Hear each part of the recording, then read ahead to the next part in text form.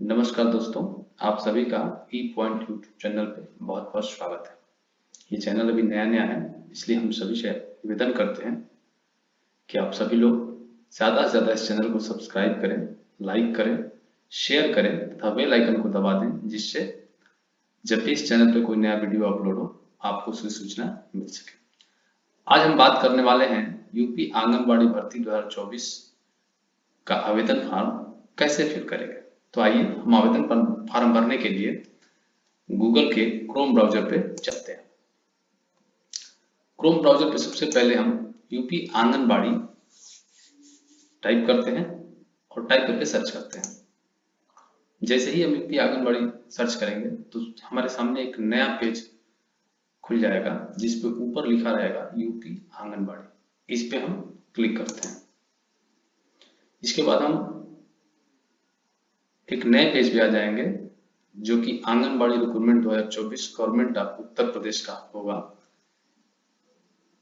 इस पे हमको तीन ऑप्शन दिए, इस पर हमको ऊपर तीन ऑप्शन मिलेंगे, जिसमें पहला लॉगिन है, दूसरा रजिस्टर और तीसरा डीपीओ लॉगिन। तो सबसे पहले हम रजिस्टर वाले पे क्लिक करेंगे। रजिस्टर वाले पे क्लिक करने के बाद हमारे सामने एक छोटा सा फॉर्म खुल जाएगा, जिसको हमको फिल करना है। इस फॉर्म में सबसे ऊपर आवेदक का नाम है, उसके बाद आवेदक के पिता का नाम है, उसके बाद आवेदक को अपना जिला चुनना है, उसके बाद आवेदक का मोबाइल नंबर, उसके बाद एक पासवर्ड जनरेट करना है। पासवर्ड जनरेट करते समय हमको ध्यान रखना है कि पासवर्ड ऐसा होना चाहिए जिसमें कैपिटल, स्मॉल, नंबरिंग और स्पेशल कैरेक्टर तीनों चीजें शामिल हो तथा कम से कम 8 कैरेक्टर का होना चाहिए।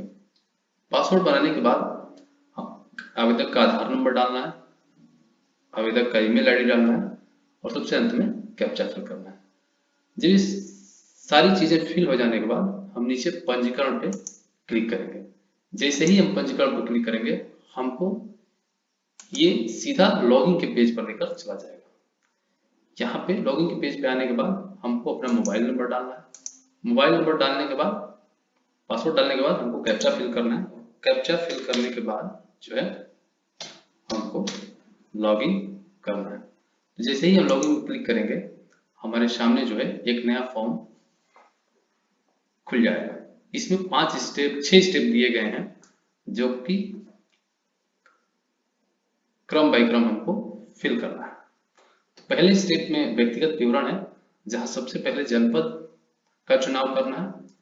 तो आवेदक जिस जनपद का है उस जनपद का चुनाव उसको कर देना है। दूसरा परियोजना अर्थात ब्लॉक, वो आवेदक किस ब्लॉक से संबंधित है उस ब्लॉक का चुनाव उसमें करना है। तीसरे में शहरी है या ग्रामीण है उसको फिल करना है। आगे ग्राम पंचायत या वार्ड का नाम, अगले कॉलम में ग्राम पंचायत या वार्ड का नाम, जिस ग्राम पंचायत या वार्ड में है उसके नाम का चुनाव करना है। अगले कॉलम में न्याय पंचायत का नाम डालना है, जिस न्याय पंचायत में रह रहा है उसका नाम उसमें फिल करना है। अगले कॉलम में रिक्त आंगनबाड़ी केंद्र, जैसे ही आप इस पर क्लिक करेंगे तमाम जितने भी आंगनबाड़ी केंद्र होंगे जहां पे रिक्तियां होंगी उनके नाम आ जाएंगे। उसमें से आप अपनी सुविधा अनुसार उसका चुनाव कर लेंगे।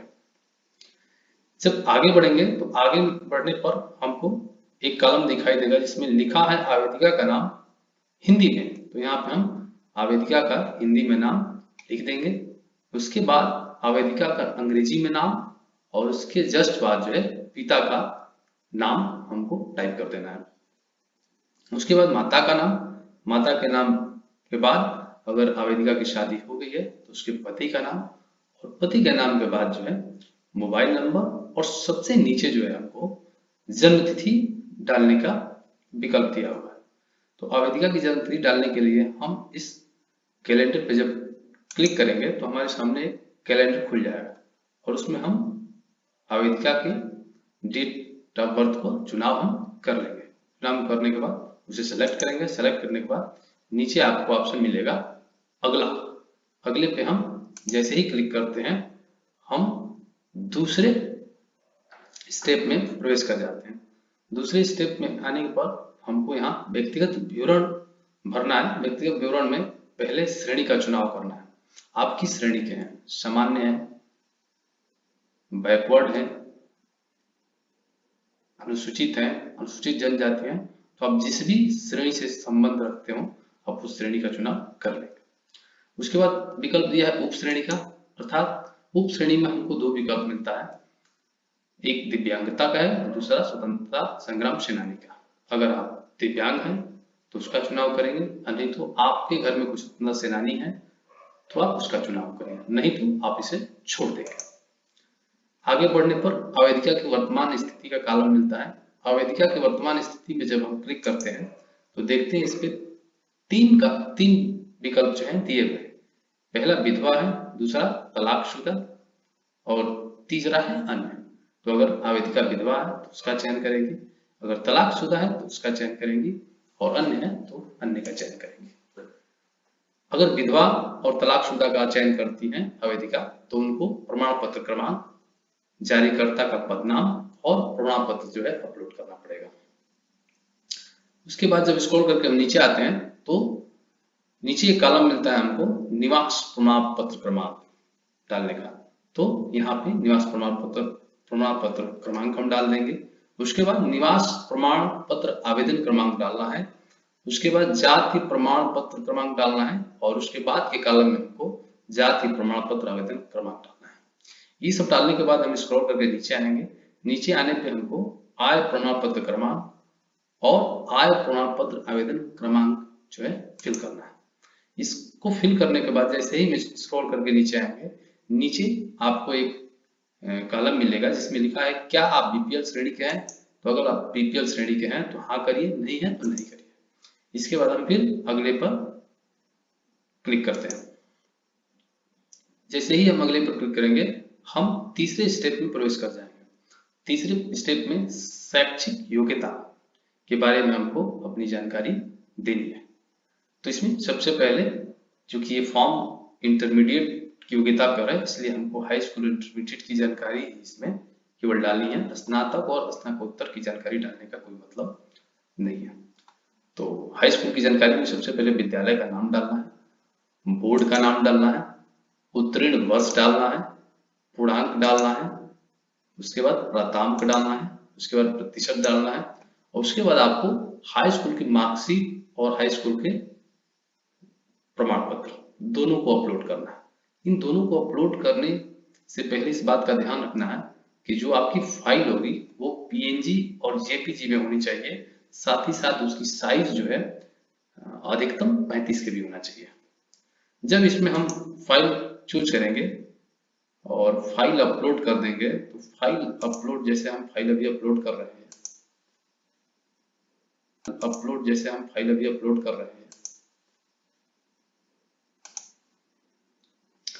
हाई स्कूल की मार्कशीट की फाइल अपलोड होने के बाद हम हाई स्कूल के प्रमाण पत्र की फाइल जो है अपलोड कर रहे हैं।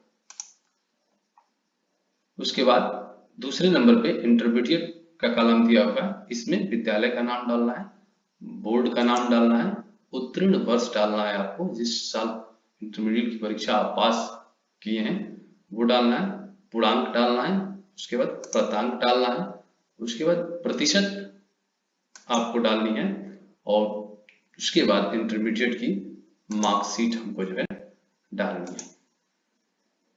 इंटरमीडिएट की मार्कशीट के बाद इंटरमीडिएट का प्रमाण पत्र भी हमको इसमें अपलोड करना पड़ेगा। इंटरमीडिएट के प्रमाण पत्र को अपलोड करने के बाद हम स्क्रॉल करके नीचे आएंगे।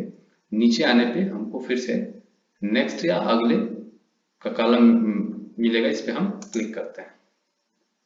हम अगले पेज पे आ गए हैं।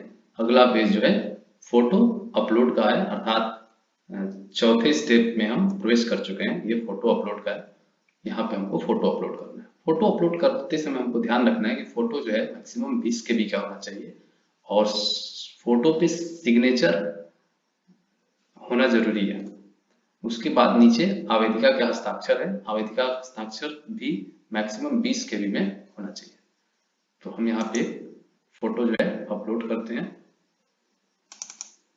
फोटो अपलोड करने के बाद हम यहाँ पे एक सिग्नेचर अपलोड करते हैं।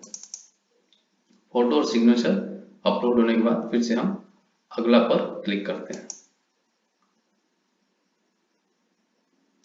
अगले पर क्लिक करने के बाद हमारे सामने एक घोषणा पत्र आता है जिसको हमको ध्यानपूर्वक पढ़ना है। इसमें लिखा है कि मैं घोषणा करती हूँ कि मैंने उक्त पद में समन्वित प्रकाशित विज्ञप्ति को ध्यानपूर्वक पढ़ा है। चयन से संबंधित सभी शर्तें मुझे मान्य हैं। आवेदन पत्र में अंकित सभी सूचना व आवेदन पत्र के साथ सभी विवरण सत्य एवं सही है।